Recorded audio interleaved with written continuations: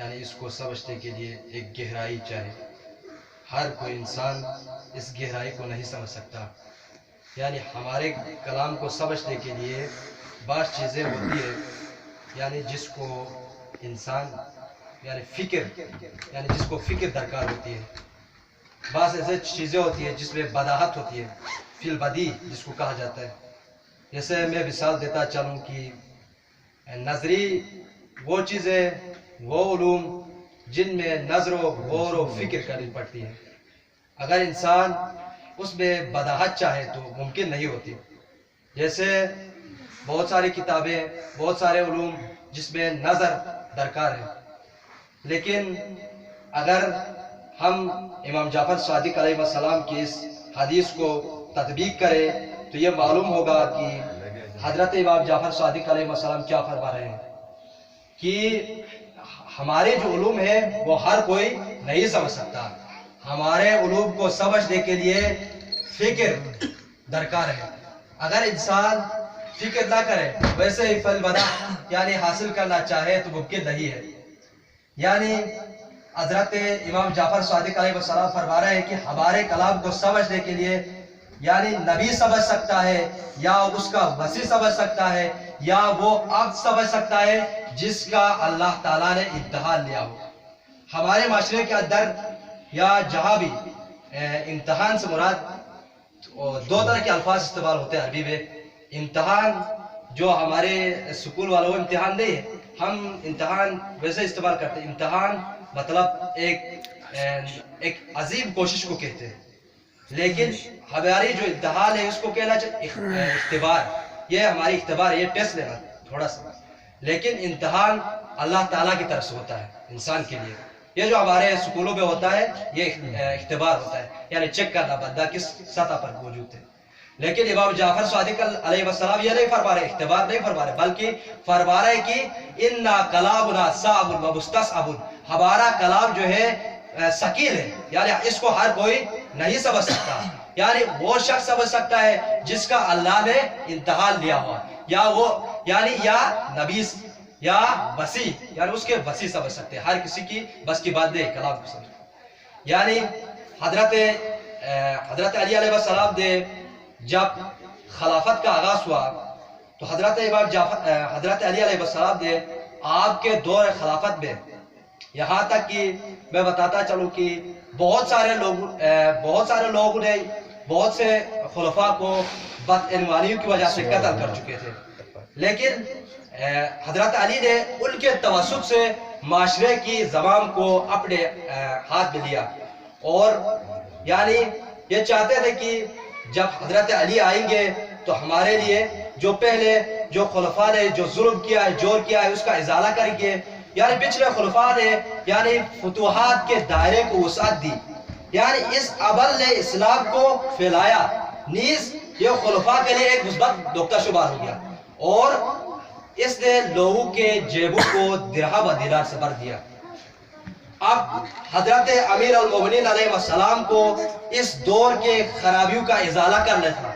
یہ بہت ہی مشکل کام تھا، لیکن حضرت امیر المومنین علیہ السلام کو یعنی ان دور کے یعنی صاحبان اثر و رسوخ جس کے معاشرے میں ایک کردار تھا ان کے مقابلے میں لا کھڑا کر دیا. لیکن حضرت امیر المومنین علیہ السلام نے یعنی دو طرح کے اقدامات تھے. آپ نے دو طرح کے اقدامات، ان میں سے ایک اقدام زبان کے ذریعے سے، یعنی زبان کے ذریعے سے معاشرے میں دین کی تبلیغ.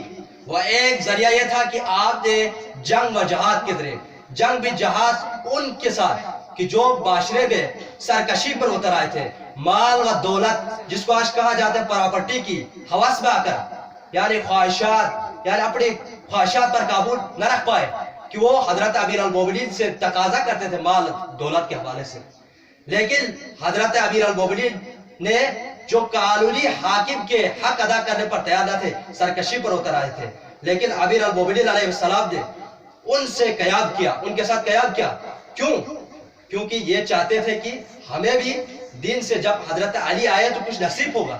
یعنی پچھلے خلفاء نے جو ظلم و ستم ڈھایا تھا، اب حضرت علی درہم و دینار سے ہمارے جیبوں کو بھر دیں گے. لیکن الٹا برعکس ہوا، جو آپ کے ساتھ دے رہے تھے امیر المومنین کے ساتھ، انہوں نے دیکھا کہ امیر المومنین علیہ السلام نے تو اس کا برعکس ہی کام کیا، تو وہ لوگ ناراحتی کا اظہار کیا، یہاں تک کہ طلحہ و زبیر نے جو آپ کو یعنی اس بات پر پیشکش کی تھی کہ آپ یعنی وقت کے خلیفہ مقرر ہو جائے، لیکن بعد میں کیا ہوا کہ انہوں نے کہا کہ حضرت امیر المومنین ہم سے مشاورت نہیں کرتے، اپنے معاملات خود ہی کر لیتے۔ آج کا معاشرے کے اندر دیکھیں، کوئی کہے کہ مطلب ہم سے کسی چیز کی مشاورت کے بغیر ہی کام کر لیا ہے۔ اسی طرح امیر المومنین سے کہتے تھے، وقت کے امام سے کہتے تھے کہ ہمیں یعنی ہم سے مشاورت نہیں کیا، اپنا کام خود ہی کر لیا۔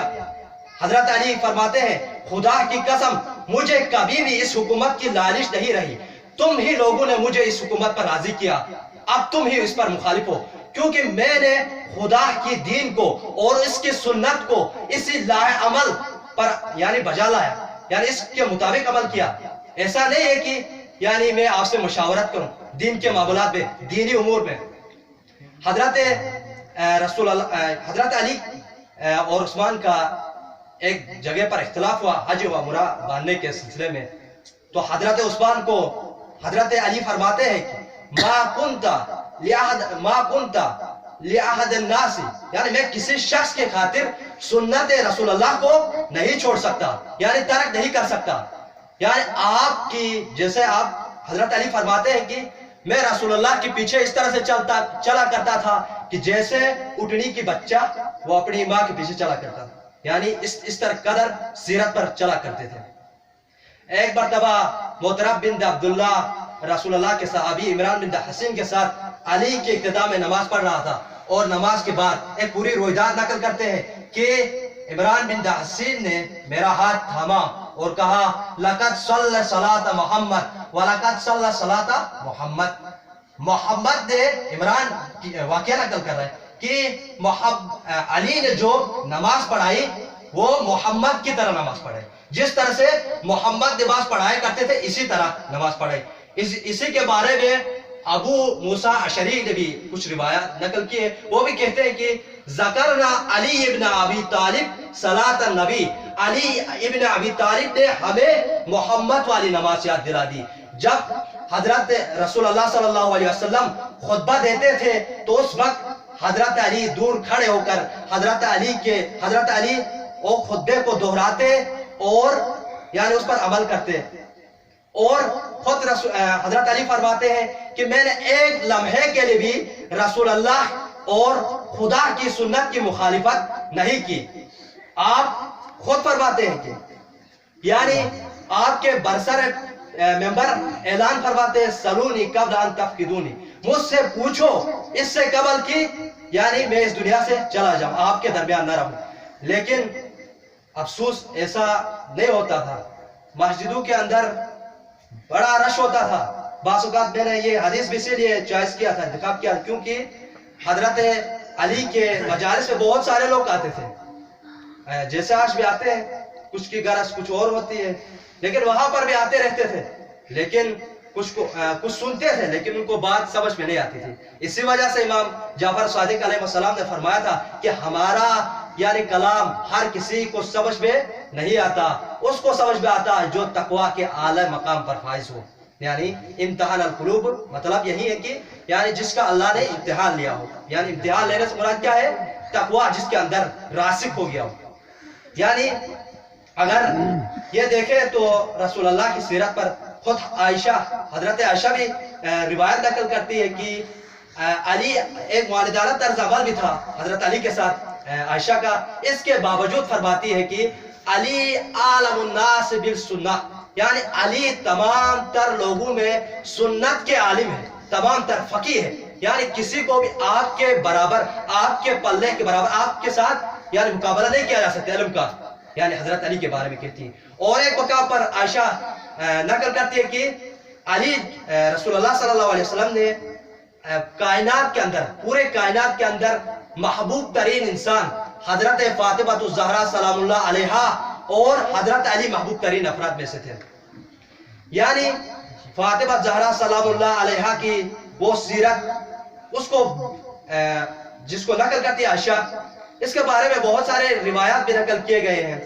اس کے بارے میں ابن حنبل نے بھی ایک بہت سارے روایت ہے، اس میں سے ایک میں پھر جملہ میں بتاتا چلوں کہ وہ کہتے ہیں کہ جتنے قابل قبول فضائل حضرت علی ابن ابی طالب کے بیان ہوئے ہیں، کسی اور شخصیت کے بارے میں اتنے فضائل اور مناقب بیان نہیں ہوئے۔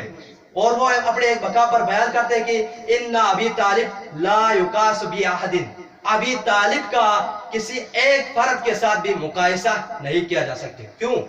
یعنی وہ فضائل کے اعلیٰ مقام پر تھے۔ خود حضرت علی کی سیرت اور ہماری سیرت دیکھیں، حضرت علی علیہ السلام یعنی بھوکوں کو، یتیموں کو کھانا کھلاتے تھے، لیکن بنسبت اس کے آج ہمارے معاشرے میں دیکھیں، وہ ہم یتیموں کا مال خود غصب کر لیتے ہیں۔ کیوں؟ وہ منہ سے چھین ہی لیتے ہیں، لیکن امیر المومنین علیہ السلام خود بوسیدہ روٹی کھاتے تھے، خود خراب روٹی کھاتے تھے اور یتیموں تک کھانا پہنچاتے تھے۔ اور اس کی سیرت کو دیکھیں، حضرت امیر المومنین کی سیرت کو دیکھیں اور ہماری سیرت کو دیکھیں۔ آج ہمارے جب بھی فنڈ کا اعلان ہوتا ہے تو کہیں لوگوں کا وہاں پر رش لگ جاتا ہے، لیکن آیا ہماری سوچے نہیں وہاں پر دیکھنا چاہیے کہ نادار کن لوگوں کا حق ہے، وہاں پر ہم پہنچ جاتے ہیں فوراً۔ یہ حضرت علی کی سیرت کو دیکھیں اور ہماری سیرت کا آج موازنہ کریں تو ہمیں پتہ چل جائے گا کہ ہم کس مقام پر کھڑے اور کیا کر رہے ہیں۔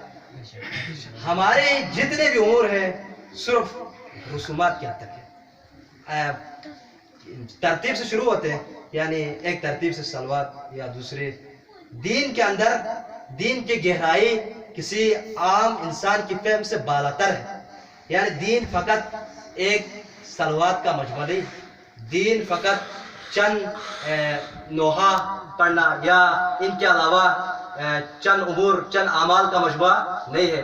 دین انسان کو گہرائی تک، یعنی گہرائی سطح تک پہنچ کر اس وقت سمجھ سکتا ہے، لیکن دین ہمارے معاشرے میں دیکھیں تو صرف میں بار بار اس لفظ کو تکرار کروں، لیکن اس کو ابھی تکرار نہیں کروں گا کیونکہ معاشرے کے اندر جس طرح سے دین کا نفاذ ہوگا اسی طرح سے ہوگا، جس طرح سے ہمارے علماء دین کا نفاذ کر رہے ہیں اسی طرح ہی ہوگا، لیکن ہمیں اس سے بالاتر ہو کر سوچنا چاہیے۔ ہم نے کنزرویٹو دین جس کو کہتے ہیں، قدامت پرست، وہ ہمارے آبا و اجداد جو کرتے تھے وہ کرتے آ رہے تھے، ہم بھی اسی پر عمل کر رہے ہیں۔ قرآن کریم نے ان آبا و اجداد کی دین پر عمل کرنے والوں کے بارے میں مذمت کی ہے، جو اپنے آبائی طور طریقے پر عمل کرتے ہیں لیکن دین کا جو راہ ہے اس کو ترک کر دیتے، متروک کر۔ اس کے بارے میں قرآن نے مذمت کی ہے۔ وہ کنزرویٹو دین جس کو قدامت پرست، یعنی قدامت پرست میں آسانی لفظوں میں سمجھاؤں تو یعنی پرانا دین، جس طرح سے وہ جو دین چند صدی پہلے جو چند اعمال کے اندر منحصر تھا، تسبیحوں کے اندر منحصر تھا، وہ دین، اس کے بارے میں کہہ رہا ہوں، کنزرویٹو دین، وہ قدامت پرست دین۔ لیکن آج کے دور میں جس طرح قرآن جو ہے وسیع سطح پر پیغام دیتا ہے، قرآن کے اگر آنے والے زمانے میں ہمیں ابھی جو کشف حقائق ہمیں کشف نہیں ہوئے، وہ آنے والے زمانے میں جس سطح کے لوگ ہوں گے اسی طرح اس کے حقائق بھی کشف ہوتے رہیں گے، لیکن ہم نے محدود چیزیں لیے ہوئے اپنی فہم تک، لیکن اس سے بالاتر ہو کر سوچنا چاہیے۔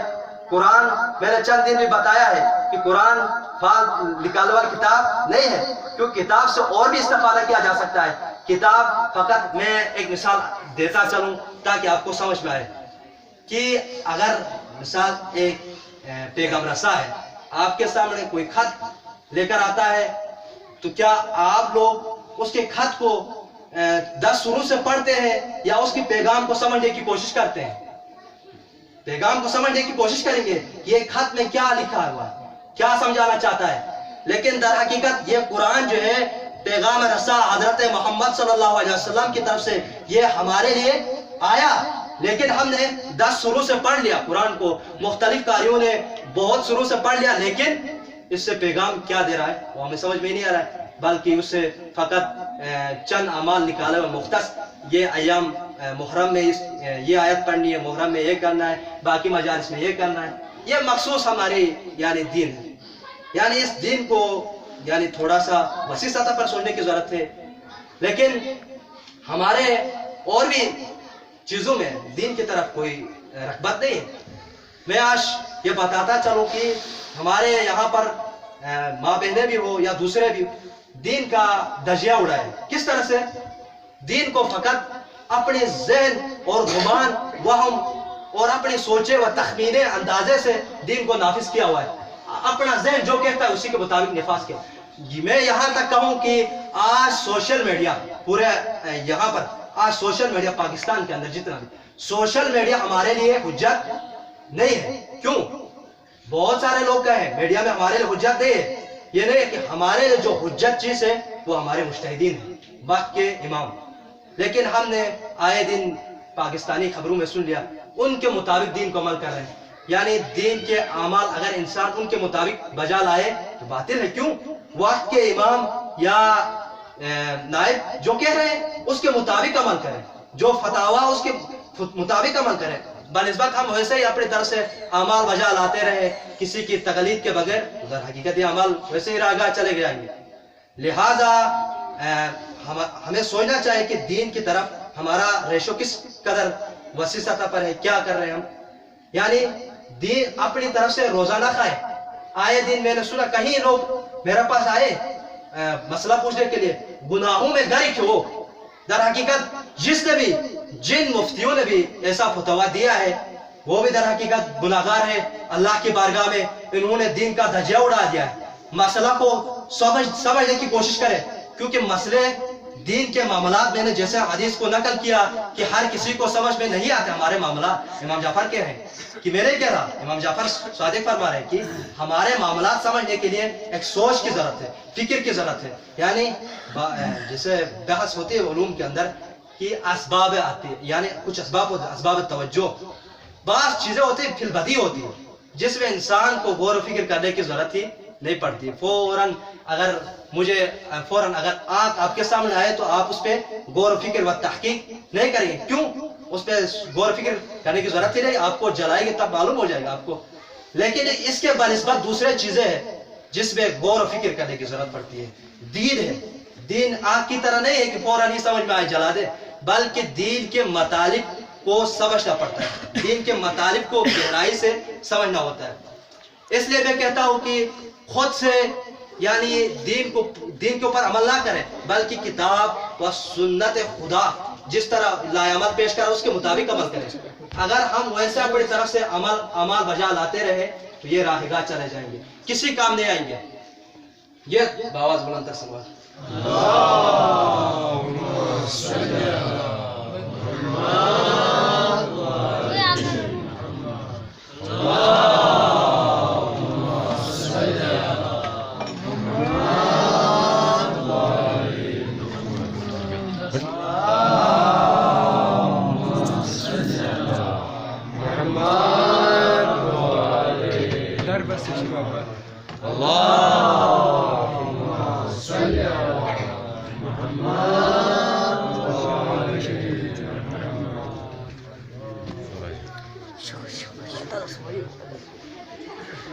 یعنی ہمارے علوم کے اندر ایک بیس ہے, بڑی اصول کے بڑے بڑے کتب کے اندر یہ مذکور ہے جس میں بتایا جاتا ہے کہ آیا خبر واحد حجت ہے یا نہیں. خبر واحد بہت ساری چیزیں ہیں. یعنی یہ اخبار آج کے دور میں یہ میڈیا سوشل میڈیا یہ خبر واحد کے طور پر آتا ہے. ایک ہوتا ہے شہرت فتوائیہ, بہت سارے لوگ آپ کو روایتیں نقل کرتے جائیں, مطلب میں نے ان سے سنا بہت سارے لوگ اپنے اسناد بتاتے چلے, لیکن یہ سارے ہمارے لیے حجت نہیں ہے. در حقیقت ہمارے لیے جو چیز حجت ہے وہ ہمارے دور کے مجتہدین جس چیز کو لائعمل پیش کریں گے اس کے مطابق عمل کریں گے, ورنہ ہم آج کے دور کے میڈیا جو پیش کر رہا ہے لائعمل وہ ہمارے لیے حجت نہیں ہے. یہی میں تکرار کرتا چلوں کہ یہاں ماں بہنیں سمجھیں کہ اس معاملات کو کہ کسی سے بھی جب بھی مسئلہ پوچھنا چاہتے ہیں تو اس کو خوب سمجھیں. ایسا ہوا ہے کہ میں نے اکثر خواتین کو دیکھا ہوا ہے, میرے پاس مسئلہ لے کر آئی کہیں خواتین گناہوں میں غرق ہے. در حقیقت کس طرح سے غرق ہے, وہ مسئلہ کچھ اور بتا رہے ہیں, مولانا کچھ اور بتا رہے ہیں, وہ سمجھ کچھ اور رہی ہوتی. اگر انسان ان معاملات کو نہ سمجھے, دین پر عمل ہی نہ کرے تو وہ جیسے میں مثال تو نہیں دوں گا کہ اگر انسان کے نکاح کے بغیر جس طرح عمل بجا لاتے کیا ہوتا ہے, لا کر بٹھا دے گھر میں. اسی طرح ناجائز اعمال اسی طرح ہی ہو رہے ہیں. تو میں بتاتا چلوں کہ آج کے دور میں جو ہمارے لیے جو چیز حجت ہے وہ وقت کے امام یا اس کے نبی یا ہمارے مجتہدی نظام ہے. حضرت علی علیہ السلام نے جب خلافت کا جو سلسلہ سنبھالا تو اس وقت بہت سارے لوگوں نے آپ پر دباؤ دیا. کہا کہ یہ جو حضرت علی جو ہے ہم سے کوئی معاملات میں مشاورت ہی نہیں کرتے. یہ حضرت علی علیہ السلام کو بہت سارے لوگوں نے تنگ کیا کہ آپ ان سے مشاورت کریں. بہت ساروں نے امام حضرت علی کو مانا ہوا تھا. کس وجہ سے مانا ہوا تھا؟ مال دولت کی وجہ سے. لیکن حضرت امیر المومنین علیہ السلام کے بارے میں رسول اللہ صلی اللہ علیہ وسلم رسول اللہ کے لیے ایک خط میں حضرت علی فرماتے ہیں کہ علاوہ من رسول اللہ کا سنوء من السنوء والذراع والوجود. میں اور رسول اللہ ایک ہی شاخ سے یعنی دو بازو سے جڑے ہوئے ہاتھ کے مانند ہیں. یعنی کبھی بھی جدا نہیں ہو سکتے ہیں. یہاں تک کہ ایک اور بھی آپ کے بارے میں روایت لکھی ہے میں اور علی کبھی بھی جدا نہیں ہوں گے یہاں تک کہ میری اور علی کی حوض کوثر میں ملاقات ہو جائے. حضرت علی نے کبھی بھی رسول اللہ کی سنت کی مخالفت نہیں کی. یعنی بہت سارے معاملات میں حضرت علی جب بھی آپ کو کوئی مشکل پیش آتی کسی معاملات کی سمجھ میں نہ آ جاتی تو اس وقت رسول اللہ سے سوال کرتے تھے اس معاملات کے بارے میں ان معاملات کے بارے میں. تو میں یہاں پر اور بھی چیزیں ایڈ کرتا چلوں کہ جہاں پر حضرت علی علیہ السلام خود فرماتے ہیں کہ بعض صحابہ کہتے تھے کہ آپ کے بارے میں اتنے فضائل اور مناقب ذکر ہوئے ہمارے بارے میں اتنے مناقب ذکر نہیں ہوئے. تو اس وجہ سے حضرت علی فرماتے ہیں کیونکہ جب بھی رسول اللہ کلام کا آغاز فرماتے تو میں اس کو خوب دقیق طریقے سے سنتا اور جب مجھے کسی کلام کی سمجھ میں نہ آ جاتی تو میں اس وقت حضرت علی سے یعنی رسول اللہ سے پوچھ تاچھ کرتا. یعنی خود حضرت علی علیہ السلام کو یہاں تک کہ ایک مرتبہ کہتے ہیں کہ حضرت امیر المومنین کسی مسئلے پر ایک شخص نے آپ کے حضرت علی کے بارے میں شکایت کی رسول اللہ کے پاس آ کر کہا کہ کچھ نہ کہو. رسول اللہ نے فرمایا کہ علی کو کچھ نہ کہو. کیوں؟ فَإِنَّ عَلِيًّا مِنِّي علی مجھ سے فَإِنَّ عَلِيًّا مِنِّي وَأَنَا مِنْهُ علی مجھ سے ہے اور میں علی سے ہوں اور وہ تمام مومنین و مسلمین کا ولی و وسیع و جانشین ہے. یہ رسول اللہ کے نزدیک مقام تھا. یعنی ایک مرتبہ اللہ تعالیٰ نے فرمایا کہ آپ رسول اللہ صلی اللہ علیہ وسلم کو فرمایا کہ آپ اپنے یعنی اعلان برات کے طور پر اعلان برات کے موقع پر فرمایا کہ آپ یہ پیغام پہنچائے یا وہ شخص پہنچائے جو آپ میں سے ہو. تو اس وقت ابو بکر کو راستے سے واپس بلایا اور حضرت علی کو بھیجا. کیوں؟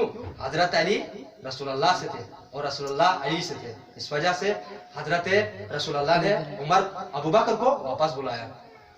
ایک اور روایت میں حدیث بجلت صحیح ترین حدیث جس کو حدیث بجلت کہتے ہیں اس میں رسول اللہ صلی اللہ علیہ وسلم اپنے درمیان حضرت علی کی نسبت وہی نسبت قرار دیتے ہیں جو نسبت ہارون کو موسیٰ سے تھی.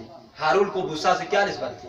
جانشینی. جب موسیٰ چلے جاتے تھے کسی مقام کے لیے تو اس وقت ہارون کو بٹھایا کرتے تھے. اسی طرح یہ دور میں بھی حضرت علی کی وہی جانشینی برقرار تھی.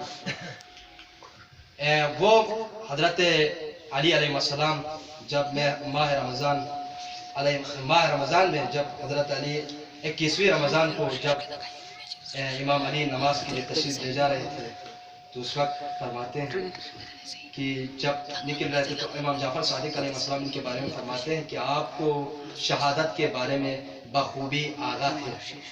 کیوں؟ جب شہادت آپ کی وقوع پذیر ہوئی تو آپ کی ایک خاص روحانی کیفیت تھی. امام جعفر صادق علیہ السلام جو روایت نقل کر رہے تھے کہ امام اپنی شہادت سے بالکل آگاہ تھے, خبر تھی ان کو.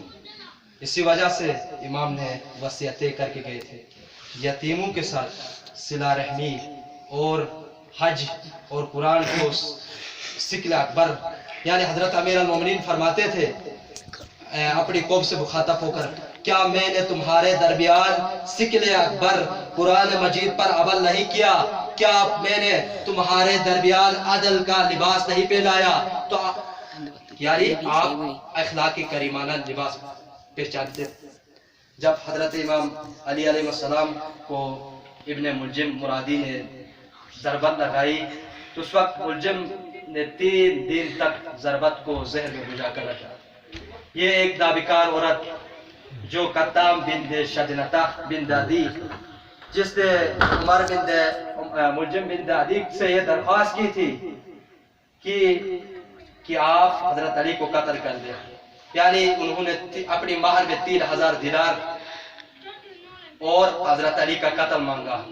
در حقیقت 21 رمضان المبارک یعنی آپ جب اللہ کی دیدار کے لیے روانہ ہو رہے تھے تو آپ فرماتے ہیں فَمَن يَعْمَلْ مِثْقَالَ ذَرَّةٍ خَيْرًا يَرَهُ فَمَن يَعْمَلْ مِثْقَالَ شَرًّا يَرَهُ. پڑھتے ہوئے اللہ کی بارگاہ میں تشریف لے جاتے ہیں اور جب روانہ ہوتے ہیں تو اس وقت راویوں نے روایت نقل کی ہے کہ بہت سارے اس وقت آپ کو خفیہ طور پر دفن کیا گیا. کیوں؟ تاکہ یہ لوگ، یہ ملعون جو بنو میاں اور گالیوں کا ایک گروہ آپ کے جسم کے ساتھ بے حرمتی نہ کر دے. ایک گروہ جو گالیوں کا ایک گروہ ہے، قبر کفے لاتے ہیں، انہوں نے یہ چاہا تھا کہ حضرت علی کو یعنی کہ علی کے جسم کی بے حرمتی کی جائے. لیکن جب حضرت علی کا جسم جنازہ سے فارغ ہو کر امام حسن علیہ السلام ایک شخص کے پاس آتے ہیں تو ایک شخص نابینا رو رہا ہوتا ہے. تو اس نابینا سے امام حسن پوچھتے ہیں کہ اے شخص، اے بزرگ، تو کیوں روتا ہے؟ تو وہ شخص جواب دیتا ہے کہ 3 دن ہوئے میرا دوست ہوا کرتا تھا، وہ مجھ سے ملنے نہیں آیا. وہ پوچھتا ہے کہ اس کا نام کیا تھا؟ وہ نابینا جواب دیتا ہے اس کا نام تو مجھے نہیں معلوم. کہ ایک مرتبہ میں نے اس سے اپنا اس کا نام پوچھنا چاہا تو وہ شخص مجھے جواب دیا، میرے ساتھی نے جواب دیا کہ میں بھی تیری طرح ایک عبد ہوں. لیکن افسوس جب حضرت امام حسن علیہ السلام نے پوچھا کہ اس کا لباس وہ کیسے پہنتا تھا، وہ شخص، وہ نابینا کہتا ہے کہ میں تو اندھا ہوں، میں تو نابینا ہوں، میری آنکھیں تو دیکھ نہیں سکتی، لیکن میں یہ اتنا بتا سکتا ہوں کہ وہ شخص جب میں نے اس کے کپڑوں پر ہاتھ لگایا تو اس کے کپڑے جگہ جگہ سے پھٹے ہوئے تھے، پرانے مجھ سے بھی زیادہ پھٹے ہوئے تھے. جب میں نے اس کے نالین کو ہاتھ لگایا تو اس کے نالین جگہ جگہ سے پھٹے ہوئے تھے. یہاں تک کہ میں نے ایک مرتبہ اس کو جب دیکھا تو کہا کہ جب وہ نالین کو دیکھا تو اس کے جوتے پھٹے ہوئے تھے. لیکن امام حسن پوچھتے ہیں کہ وہ بات کیسے کرتا تھا؟ کہ وہ حضرت امام حسن کو جواب دیتا ہے کہ ساری دنیا میرے یتیمی اور میرے غریبی کا مسخرہ اڑاتے، لیکن میری اولاد نے بھی مجھے اپنے گھر سے نکال دیا، یہاں تک کہ میں بے گھر ہو گیا. لیکن مجھے ایسا لگتا تھا کہ وہ میرا اپنا ذاتی کوئی ہم رشتہ دار ہو. لیکن حضرت امام حسن رو کر جواب دیتے ہیں کہ اے کاش تجھے معلوم ہوتا میرے بابا وقت کے خلیفہ تھے جس کو 3 دن پہلے یہ وقت ابن ملجم نے یہ آپ کو ضربت لگائی، آپ کے سر پر ضربت لگائی اور آپ کو مسجد کوفہ میں شہید کیا، آپ کا سر جدا کیا. وہ آپ حضرت امام علی فرماتے تھے جب ضربت لگی تھی تو آپ فرماتے تھے کہ فزتو رب الکعبہ، رب کعبہ کی قسم علی آج کامیاب ہو گئے. علی کی کون سی کامیابی تھی؟ علی وہ مصائب، وہ رنج آج جس کی دنیا میں لپیٹ میں تھے، وہ یتیم. جب ڈاکٹر نے، جب طبیب نے آپ کو یہ دوا تجویز کی تھی کہ آپ کا مداوا صرف دودھ سے ہی ہو سکتا ہے، تو اس وقت یتیم جس کو حضرت علی دودھ لے کر جایا کرتے تھے، جو آج نہیں معلوم وہ دودھ کہاں سے لے کر گئے. وہ یتیم جو بے گھر تھے، آئے دن یہ ہوتا تھا کہ امیر ان کے گھر میں پہنچ جاتے تھے. لیکن افسوس ایک مقام میں آیا جب یتیم دروازے پر علی کے دودھ لے کر آئے تو اس وقت حسن علیہ السلام نے فرمایا انا للہ و انا الیہ راجعون وسيعلم الذين ظلموا أي منقلب ينقلبون. على رحمة الله.